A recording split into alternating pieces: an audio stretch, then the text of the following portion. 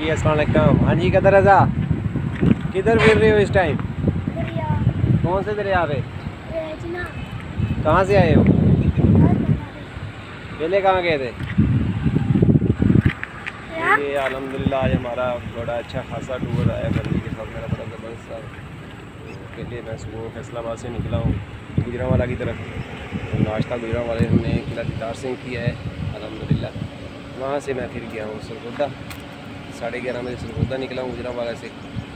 और लंच मैंने सरगोदा किया है 85 शिमाली गाँव में। तो वहाँ से हम तकरीबन 4-4:30 के करीब निकले हैं।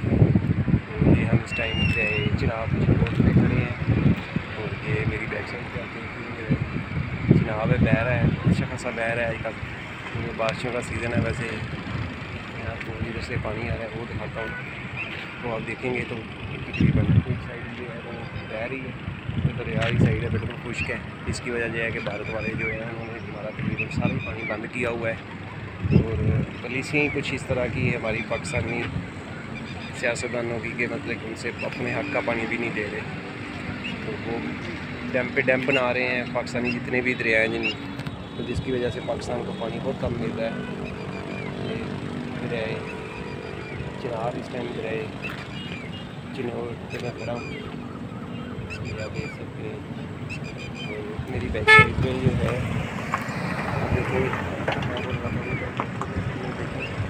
लिफ्ट भी लगी हुई है, लिफ्ट इंजॉय करना चाहे तो आप कर सकते हैं।